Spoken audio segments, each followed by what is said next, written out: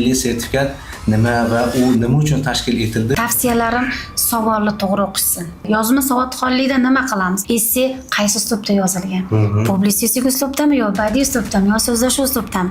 Ana o'tgan safargi bir imtihonimizda o'quvchi mavzuni boshqacha tushunmagan. Esse yozayotganda eng birinchi navbat bola o'sha muammoli vaziyatni yecha oladimi? Biz o'quvchilarimiz nimaga shoshishadi? Yo'q, shaxsiy fikri bilan xulosa boshqa narsa. Har bir talabgorda 75 ball bo'ladi. Bu 75 ballni hammasini o'zida olib qolish imkoniyati bor. Agar o'sha xatolarni qildimi, u balidan ayrilaveradi. Ruhiy yoki jismoniy tayyorgarlik qilish uchun yana nimalarga e'tibor qaratish kerak bo'ladi? Deylik, men talabgorman, hop imtihonga ketyapman. Hop, men nimalar qilishim kerak? Assalomu alaykum. Ziyokor o'quv markazi abituriyent filiali tomonidan bugun birinchi bor podkast o'tkazilyapti va bugungi podkastimizga mehmonimiz Siddiqova Naimaxonoya, ona tili va adabiyot fani o'qituvchisi, shuningdek Alisher Navoiy nomidagi Toshkent davlat o'zbek tili va adabiyoti universiteti mustaqil tadqiqotchisi. Xush kelibsiz ustoz. Va alaykum assalom. Xushvaqt bo'ling. Qodirjon, bu taklif uchun avvalo birinchi o'rinda chaqirib taklif qilganingiz uchun katta rahmat. Ustoz, bugungi kunda abituriyentlarimiz orasida milliy sertifikat degan tushuncha mavjud va juda ko'p abituriyentlarimiz bundan bexabarlar. Keling, yaxshisi milliy sertifikat nima va u nima uchun tashkil etildi, shu kabi savollarga birinchi navbatda javob berib o'tsak. Avvalo, sertifikat nima? Sertifikat o'zbek tili, ya'ni ona tili fanidan har bir o'quvchini bilim darajasini baholovchi va tasdiqlovchi rasmiy hujjat deb bilaman. Bu sertifikat o'quvchiga nimalar beradi? O'quvchiga bilim darajasini avvalo baholaydi va bu bilimini darajalaydi. O'quvchini A, B va C darajalari bilan baholab, uni bilim darajasiga qarab turib, oliy ta'lim muassasalariga kirish uchun imtiyoz bo'ladi. Bu birinchi imkoniyati. Ikkinchi imkoniyatda bu sertifikatni qo'lga kiritgan har bir o'quvchi, ayniqsa A+ darajadagi nimani qo'lga kiritgan darajadagi sertifikatni qo'lga kiritgan o'quvchi uchun grant, bizda o'quvchilar tilida oladigan bo'lsak, grantga kirish darajasi imkoniyati keng bo'ladi. Ikkinchi imkoniyat bu bitiruvchilarimiz 11-sinflarimizni attestatsiya imtihonlaridan ozod qilish imkoniyatini ham beradi. Keyin o'qituvchilarimiz orasida o'zbek tili, ya'ni ona tili adabiyot o'qituvchilarimizga ustama olayotgan maoshlari ustiga qo'shimcha daromad, ustama beradi. 50% ustamani berish imkoniyatini beradi. Boshlang'ich o'qituvchilarimizga ham o'sha ustama o'zlarini oylik maoshlariga qo'shiladigan daromad ustamani berishga imkoniyat beradi. Endi bu kabi milliy sertifikat qaysi tashkilot tomonidan va qanday tartibda o'tkazilib kelinyapti? Milliy sertifikat imtihonlari bilimlarni baholash va bilim va malakalarni baholash agentligi tomonidan o'tkaziladi. U maxsus joylarda o'tkaziladi. Birinchi qay tartibda o'tkaziladi? Bu sertifikatga imtihon kirish uchun o'quvchi yoki talaba yoki talabgor onlayn ro'yxatdan o'tadi. Birinchi navbatda onlayn ro'yxatdan o'tadi. Onlayn ro'yxatga o'tgandan keyin ma'lum muddatdan keyin uni imtihon kunlarini bilib olishadi va o'sha imtihon kunlari kechikmasdan borib ma'lum joylarda, o'sha davlat imtihonlari olinadigan joylarda nazorat bilan olinadi va o'sha nazoratda olib imkoniyat boricha nazoratdan qattiq olinadi, o'quvchilarni qattiq talab bilan nazorat qilinadi va o'sha maxsus joylarda imtihon topshiriq chiqishgandan keyin o'sha 20 kun, 21 ish kunidan keyin ularning natijalari chiqadi. Bu natijalarni ham o'sha onlayn orqali bilib olishlari mumkin. Ya'ni bugungi kunda abituriyentlar uchun milliy sertifikatni topshirish va uning natijasini qo'lga kiritish uchun juda yaxshi imkoniyatlar yaratilgan. Onlayn tarzda uyda o'tirgan holatda ro'yxatdan o'tishadi va uyda o'tirgan holatda onlayn tarzda o'z natijalarini qabul qilib olishliklari ham mumkin. Endi shu yerda navbatdagi savolimiz bor ekan, ya'ni milliy sertifikat, ayniqsa ona tili va adabiyot fanidan milliy sertifikat qanday topshiriq turlaridan iborat? Shu to'g'risida ham gaplashib o'tsak. Savolingiz uchun rahmat. bu ko'p beriladigan savol, abituriyentlar, talabgorlar ichidagi eng ko'p beriladigan savol. Ona tili adabiyotda test imtihonlari, sertifikatdagi imtihonlarimiz bo'lib chiqilgan. Ya'ni test topshirishadi, grammatika, ona tilidan grammatika nazariya bo'yicha test topshirishadi va adabiyot nazariyasi bo'yicha savollarimiz bo'ladi testimizda. 44 ta savolimiz ichida ma'lum bir qismi ona tili adabiyot grammatika nazariyasidan bo'ladi, ma'lum bir qismi endi adabiyot nazariyasidan bo'ladi. Keyin matn bilan ishlash bor. Bu matn bilan ishlashda o'quvchini faqat bitta ona tili fanidan bo'lgan bilimi emas. Bu yerda matnimiz ikki xil bo'ladi u yerda. Ilmiy matn bor va badiiy matn bor. Ilmiy matnda o'quvchilar ko'proq boshqa fanlardan olgan bilimlari, ko'nikmalarini ham ishga solishlari kerak bo'ladi. Masalan, ilmiy matnimizda astronomiyaga oid mana aytaylik Uran, Mars sayyoralari haqida ma'lumot ketadi yoki ma'lum bir joylar, geografik muhitlar haqida ketadi yoki botanikaga oid yoki biologiyaga oid matnlar ketadi. Bunda o'quvchini grammatikadan tashqari boshqa fanlardan olgan bilimlari ham asqotadi. Yana bir tomoni bor, u matnda keyin o'quvchini ilmiy salohiyati, dunyoqarashi, uni tafakkuri, eslab qolish mahorati ham ko'zda tutiladi. Bola matnni yaxshi o'qib, ilmiy matnni nimasiga e'tibor berish kerak? Mendan nima so'rayapti? U grammatik qoida so'ramaydi matnda. Qoida joylari ham bor. Masalan, biror bir so'zni tagiga chizib turib, iborani tagiga chizib turib, shu bergan so'z birikma yoki ajratilgan so'zimiz qaysi birlikka to'g'ri keladi? Sintaktik birlikka yoki leksik birlikka to'g'ri keladigan savollarimiz ham bor. Lekin ilmiy matnimizda asosan bolani tafakkuri, eslab qolish darajasi, ki ilmiy salohiyati e'tiborga olinadi. Shuning uchun bola ilmiy matnni o'qiganda eng ko'p nimasi qaratadigan jihati eslab qolish qobiliyati va matndagi jumlalarni sintez qilish, ya'ni tahlil qilish, qaysi jihatiga e'tibor berish kerak. Haligi matnda umumiy mazmunida, xulosasida nima deyapti? Matnda berilmagan ma'lumotni toping degan bo'lsa, u matnda yo'q ma'lumotni qidirish kerak. Yoki matnning umumiy mazmuni nima deydigan bo'lsa, matnni o'zidan kelib chiqish kerak.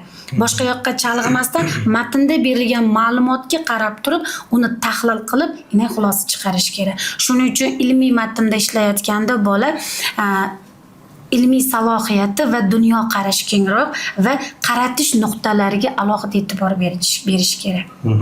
Demak, ona tili va adabiyot fanidan milliy sertifikat topshirmoqchi bo'lgan nomzod faqatgina ona tili va adabiyot faniga diqqatni qaratmasdan boshqa fanlar, ya'ni tabiiy fanlar, biologiya yoki kimyo yoki geografiya singari fanlarga ham e'tibor qaratish kerak. Ya'ni uni dunyoqarashi kengayishi kerak va shu orqali ilmiy salohiyat ta'kidlab o'tganingizdek, matn qismlarida u o'quvchi berilgan ma'lumotlarni tahlil qila oladi va o'sha qilgan tahlillari orqali xulosa chiqara olish kerak.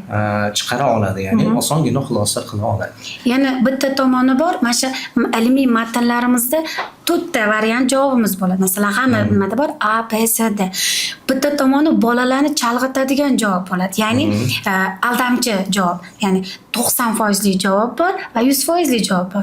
Bizni bolalarimiz, ya'ni bizni nima emas, talabgorlar, hamma talabgorlar chalg'ib qolishadi. 90% javob ham ustoz to'g'ri ko'rishadi. To'g'ri, u ham sizniki ham xato emas. Lekin eng ko'p tahlilga, jumlaga yaqin joyda, matnga yaqin joyda, xulosa chiqaradigan joyda A javobda yoki B javobda deb turib 100% javob olishga harakat qilish kerak. Shuning uchun talabgorni chalg'itadigan joylari ham bor. Unga alohida e'tibor berish kerak bo'lar. Shundaginaki o'zi kutgan natijani yuqori ball olishi mumkin. Bugungi kunda demak, milliy sertifikat topshirayotgan nomzodlarimizni soni kundan kunga ortib boryapti va u yerda milliy sertifikatda daraja degan tushuncha ham mavjud. Masalan, minimum daraja, maksimum A+ daraja. Endi mana shu milliy sertifikatdan yuqori natijani, deylik A yoki A+ darajani qo'lga kiritish uchun abituriyent, bugungi kun abituriyentda nimalarga e'tibor qaratish kerak bo'ladi ko'proq? har bir o'quvchi borki, maqsad qo'yadi oldiga, talabgor borki, A plus, kamida B plus natijani qo'lga kiritsam deydi. Bu talabgorni bu maqsadi yaxshi. Endi maqsad qo'ygandan keyin baribir unga qarab harakat qilish kerak. Endi ona tilida bizni 44 ta savolimizdan yarmidan ko'pi grammatika. Endi bu grammatikani ko'p talabalarimiz savol javob qilsangiz, qoidani zo'r yodlab olishgan. Nazariyani yaxshi bilishadi. Lekin testimizda tahlil qilishimiz kerak. Biz ichkarida to'g'ri qoida bo'yicha ishlaymiz. Lekin o'sha qoidani testga joriy qila olishimiz kerak. Shuning uchun qoidalarni quruq yodlab olmasdan ko'proq test ko'rish kerak. Biz ustozlarimiz aytishardi, bitta qoida o'qisang yoki bitta qoida yodlasang, 10 ta test yesh deyishardi. Bu bilan amaliyot. Bekorgaligi amaliy pedagogikada aytiladi-ku, amaliyot ko'proq muhim deydi. O'shaning uchun qoidani quruq yodlab olmasdan testga, amaliyotga qo'llay bilish kerak. Shuning uchun endi ko'pchilik menga savol berishadi, abituriyentlar kelishadi, talabgorlar, "Oyi, 2 oyda chiqara olaymanmi? 2 oyda B plus ola olaymanmi? Yoki 3 oyda A ola olaymanmi?" deb savol berishadi. Endi bitta tomon bor. Ko'pchilik o'ylaydiki, o'zimiz tilimizda deb o'ylashadi. Yo'q, to'g'ri, o'zimizning tilimiz, o'zbek tilimiz. Lekin deydi, u qoidani quruq yodlab olgani bilan, chiroyli yozib qo'ygani bilan ball berilmaydi-da. Endi tahlil qila bilish kerak, testni ichiga kira bilish kerak, testni tushunib, anglab yecha olish kerak-da. Shundagina maqsadga erisha olishadi. U 2 oy o'qib turib, ona tilini o'qib qo'ydim degani bilan A darajaga chiqib bo'lmaydi. Bunga ozgina mehnat kerak, qanoat kerak, ozgina shoshmaslik kerak. 2 oy bilan chiqarib qo'yib, S olgani to'g'ri, endi majburiylar uchun S yetarlidir. Lekin mana hozirgi kunda xorijiy yo'nalishga yoki o'zbek filologiyasiga kirish uchun B plus daraja ham yetmayapti.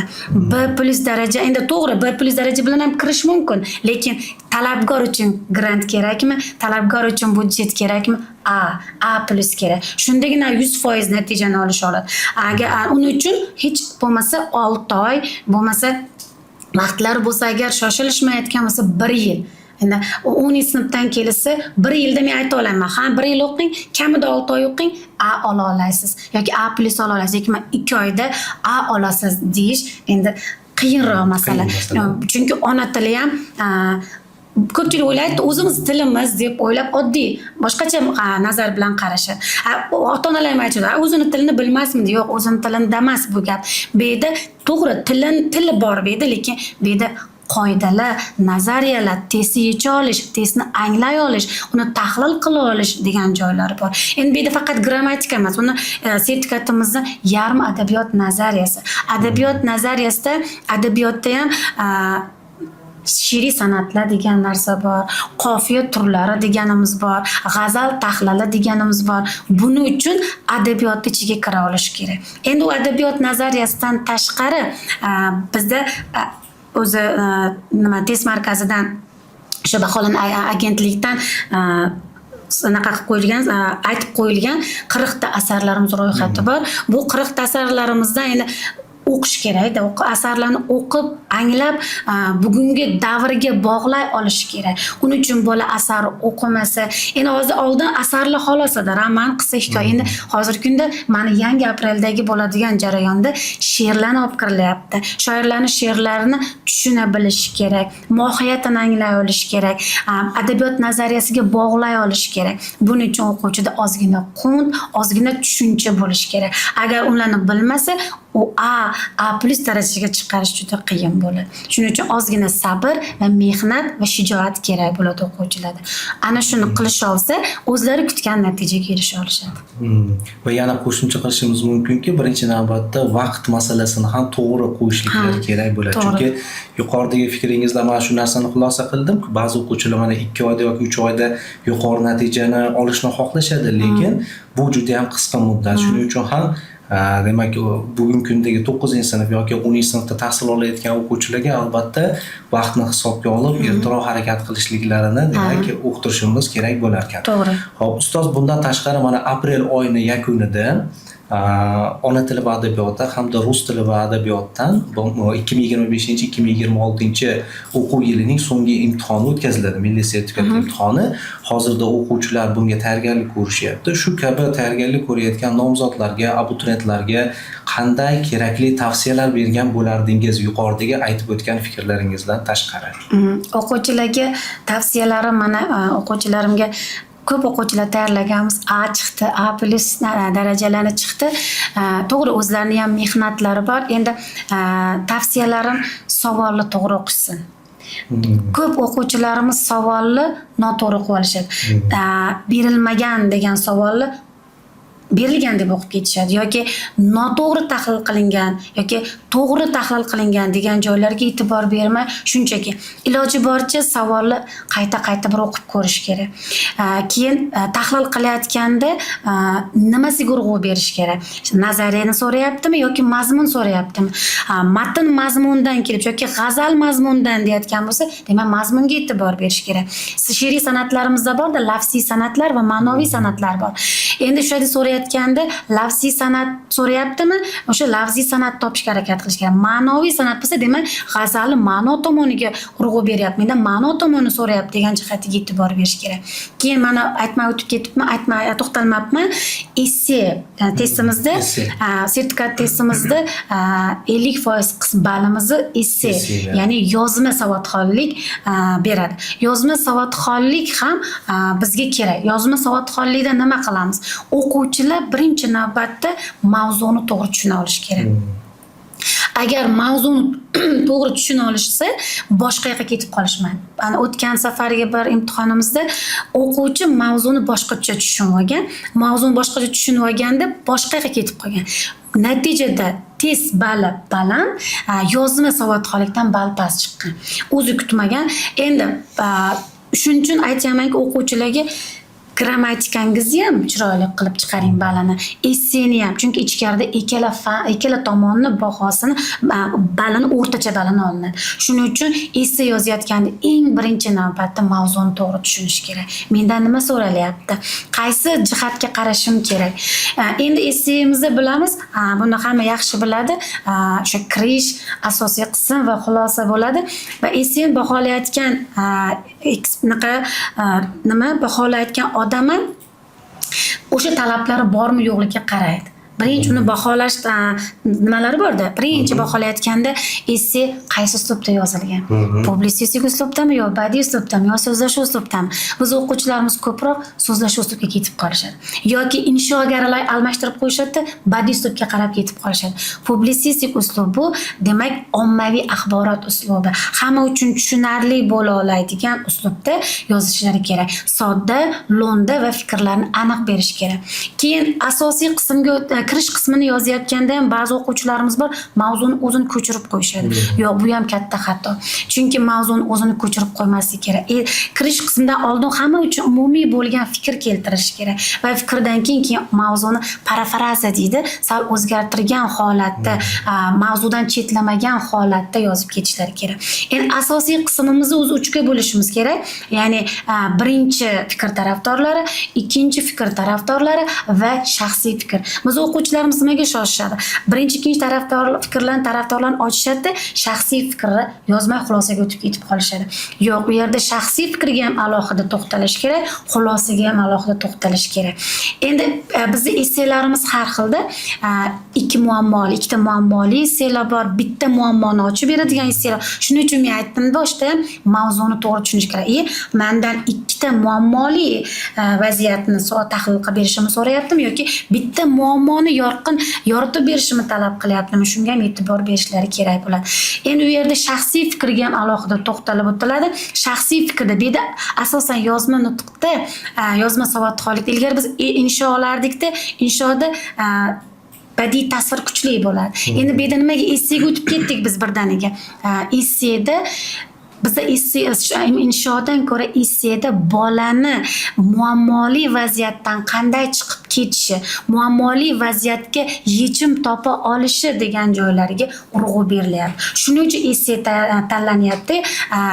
Yozma savodxonlikka bola o'sha muammoli vaziyatni yecha oladimi? Tafakkuri yetadimi? Anglay oladimi? Ong tarafdan, tahlil tarafdan qanday qaraydi? Buni bilish maqsadida esse tanlanyapti ichkarida ham. Endi xulosada ham endi aytishyapti-ku bolalar meni fikrim bilan xulosa bir xil emasmi, shaxsiy fikrim bilan xulosa bir xil emasmi ustozim? Yo'q, shaxsiy fikri bilan xulosa boshqa narsa. Shaxsiy fikrda bolani o'sha mavzuga o'zini qarashi, o'sha birinchi qarashni yoqlaydimi yoki muammoni ochib bera oladimi, bu uni shaxsiy fikri. Endi xulosa esseni butun o'sha yozma savodxonligimiz, essemizni butun mavzusini xulosalab beradigan qism bo'lishi kerak. O'shaning uchun talabgor boshda baholayotganda esse qismlari hammasi yoritilganmi? Xat boshlarga to'g'ri ajratilganmi? Mavzuga to'g'ri yondoshganmi? Mavzuni, fikrlarni dalillayotganmi? Hayotiy misollarga qanday qarayotgan? Hayotiy misol keltira olganmi? Statistik ma'lumotlardan bayon qila olganmi? Keyin deb unga ham e'tibor beradi. Bu uni mantiqiy jihatdan baholash, tahlil jihatdan baholash bo'lsa, endi lisoniy jihatdan bor, ya'ni lingvistik tomondan bo'lganda uni imlosi, imlo tomondan, keyin punktuatsion xatolarni to'g'ri qo'ydimi, belgilantirish belgilarni to'g'ri ishlata oldimi, yoki uslubiy xatolarimiz bor, ya'ni so'zni to'g'ri ishlata olayaptimi. Keyin parimologik birliklar degan narsa bor bizda, maqollar, hikmatli so'zlar, iboralardan, tasviriy ifodalardan to'g'ri foydalandimi, bularni ham baholovchi e'tiborga qaratadi. 12 ta punkti bor baholayotgan essemiz baholanishini. Ana shu baholani to'g'ri qo'llab, to'g'ri ochib bergan o'quvchi mening nazarimda esseni baland ball ola oladi. Men o'ylayman ichkarida shu tahlil qilayotgani har bir talabgorda 75 ball bo'ladi. Bu 75 balli hammasini o'zida olib qolish imkoniyati bor va ballarni yo'qotish imkoniyati bor. O'sha esseni talablarini har biriga ball qo'yib chiqiladi edi. 2 balldan beriladi. Publisistik uslubda yozgan bo'lsa 2 ball, imloga xatosi yo'q bo'lsa 2 ball, punktuatsiya xato qilmagan bo'lsa 2 ball. Agar o'sha xatolarni qildimi, balidan ayrilaveradi. Mana 75 balldan kirishda publisistik uslubda yozib, demak 2 ball bor. Mantiqiylik bormi? Mantiqiylik yo'qmi? So'zlar takrorlanyaptimi? Fikrlar demak bola o'zini balini yo'qotaveradi. Shuning uchun har bir talabgor o'sha o'zini balini saqlab qolishga harakat qilish kerak deb o'ylayman. Bir so'z bilan aytganda 75 ball talabgorning o'zini qo'lida. Faqat bundan qanday foydalanadi, bu demak o'ziga havola, o'zini imkoniyatiga, o'zini harakatiga bog'liq asosan. Xo'p, endi talabgorlar mana imtihonga kirishdan oldin o'sha fan yuzasidan, deylik, ona tili va adabiyot fanidan chuqur tayyorgarlikka ega bo'lishdi.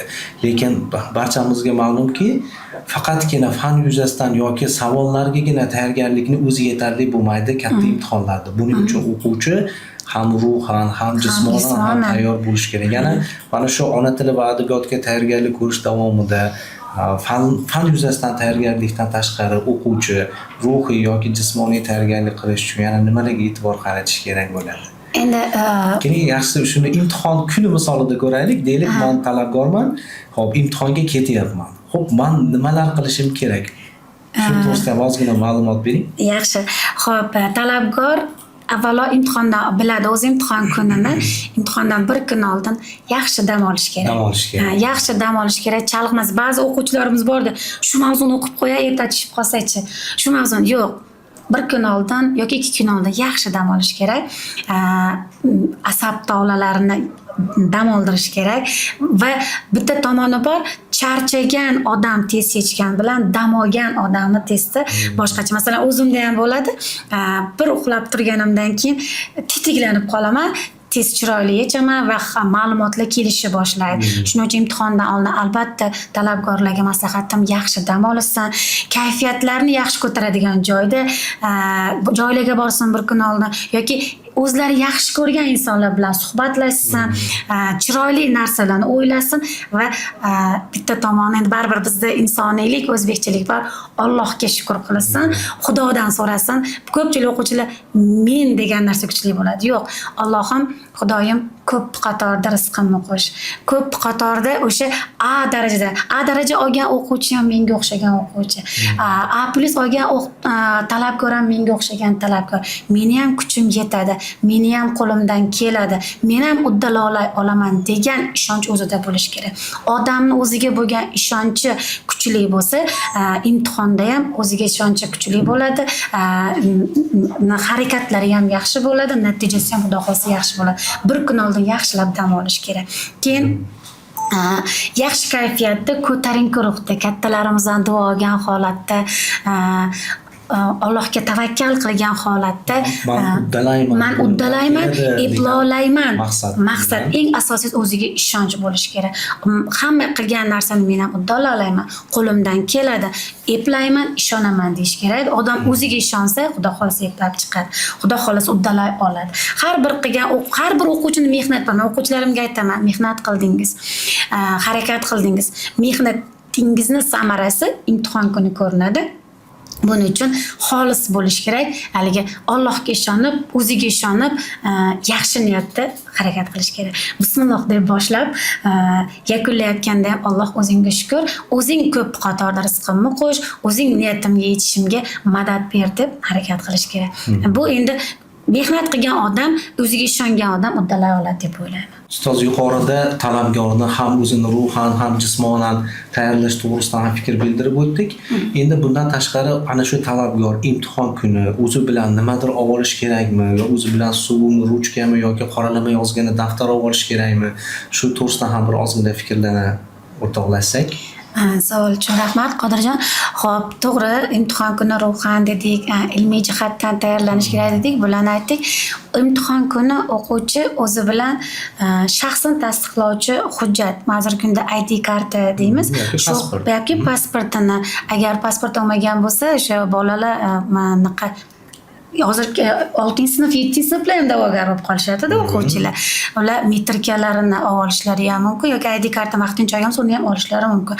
Albatta shaxsini tasdiqlovchi hujjat bo'lishi kerak xolos. Ichkarida ruchkani ham, o'zlari uchun suvni ham, hatto qoralama uchun listlarni hamma narsani ichkarida tayyorlab qo'yishgan bo'ladi.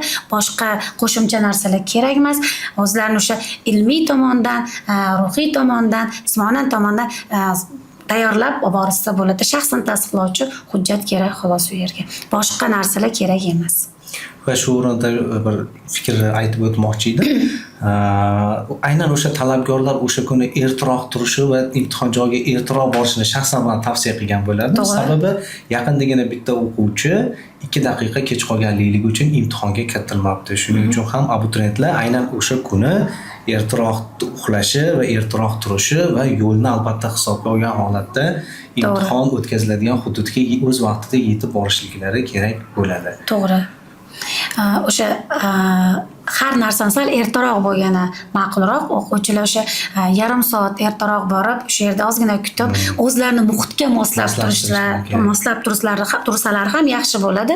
O'shanda ham vaqtida yetib borishadi, imtihonga shoshilib kirishmaydi. Xijolatpazlik, asabbuzarlik bo'lmaydi. Ozgina muddat, o'sha yarim soat, boring ana 40 minut oldin borib, o'zlarini moslab tursa, maqsadga muvofiq bo'ladi deb o'ylayman. Ham hayajonni yengib o'tishadi.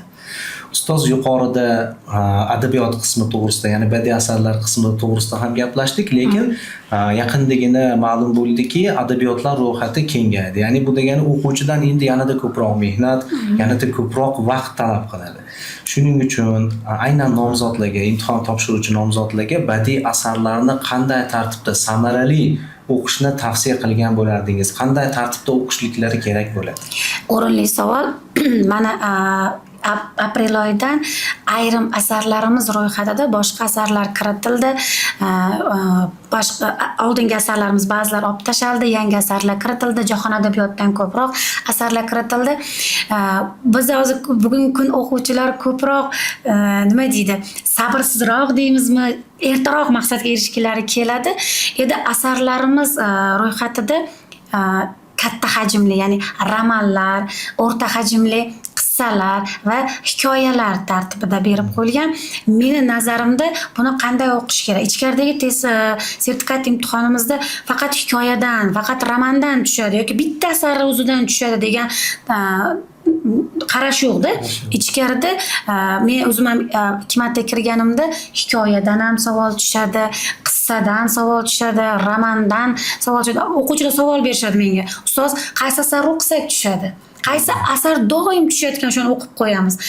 Endi bitta asar doim tushadigan joyi yo'q. Asarni hamma asardan 40 ta asardan to'g'ri 5 dona savol tushadi. Lekin o'sha asarlarni qanday o'qish kerak? Meni tavsiyam bo'yicha hikoyalardan boshlash kerak.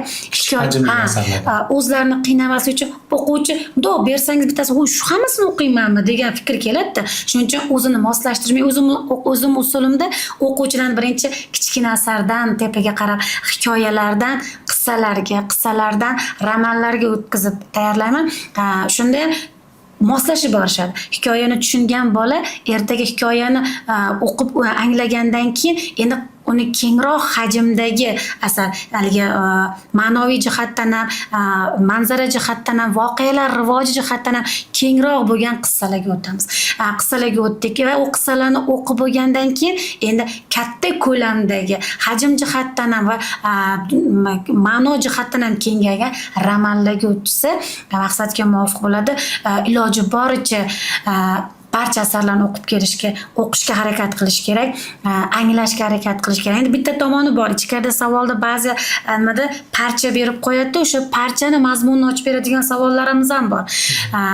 Lekin qaysi asarda deb savol beradigan bo'lsa, o'quvchini o'qimagan bo'lsa, o'ziga jabr qilib qo'ygan bo'ladi. Shuning uchun meni taklifim va maslahatim iloji boricha barcha asarlarni o'qishga va uni mazmunini anglab yetishga harakat qilsa maqsadga muvofiq bo'ladi va o'zlari ko'zlagan balli olishlariga ishonchlari komil bo'lardi va o'sha balli qo'lga kirita olishadi. O'shuning uchun badiiy asarlarni o'quvchilar erinmay o'qisin, tahlil qilsin, shunda yaxshi natija qilisha oladi, xudo xolasa. Bu badiiy asarlar nafaqat o'quvchini ona tili va adabiyot fanidan milliy sertifikat tayyorlaydi, balki ularni katta hayotga ham tayyorlaydi deb aytishimiz mumkin. To'g'ri. Ya'ni bir fikr yuradi, qaysidir bir olimning fikri, ya'ni kitob o'qish bu o'tmishda yashab o'tgan o'zingdan ko'ra aqlliroq insonlar bilan suhbatlashishning eng yaxshi yo'lidir deb aytadi. Bu degani demak ana shu kitoblar orqali o'quvchi nafaqat fanga oid, balki o'zining kelajagiga oid yoki bo'lajak qaysidir bir mutaxassis bo'ladi, qaysidir kasb egasi bo'ladi, o'sha kasbiy bilimlarni ham kerak bo'lsa egallashliklari mumkin bo'ladi. Xo'p, ustoz, endi yaqindagina bo'lib o'tgan imtihonda o'zingiz ta'lim bergan guruhdan 6 nafar o'quvchi bir yo'la A darajani qo'lga kiritishdi. Ana shu o'quvchilarda siz qanday xislatlarni ko'rdingiz? Boshqa o'quvchilarda kuzatilmagan. Ya'ni ularni bu muvaffaqiyatga erishishliklarining eng asosiy siri yoki sabablari nimada bo'ldi deb o'ylaysiz? Shu to'g'risida ham ozgina fikr bildirib o'tsangiz. O'quvchilar to'g'ri oldingi safarda shu 6 ta o'quvchi A olishdi, undan 4 tasi A, 2 tasi A+ darajada olishdi. Buni nimasi o'quvchilarda nima bor? Eng asosiysi mehnat bor va mehnatni orqasida sabr bor. Ular o'sha A darajani qo'lga kiritayotgan o'quvchi boshqalarga nisbatan ozgina bo'lsa ham ko'p mehnat qiladi. Mehnat qiladi va sabr qiladi.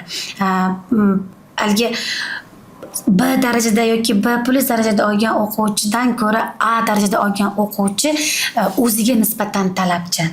Bizdan ham ba'zi o'quvchilar borki, meni ham o'ylantiradigan savollar, meni ham harakatga keltirib qo'yadigan savollarni berishadi. Ba'zi o'sha o'quvchilarning oldiga yo'lib qolmaydigan maqsadda ham ular bilan ba'zi asarlarni o'zim ham o'qimaganman.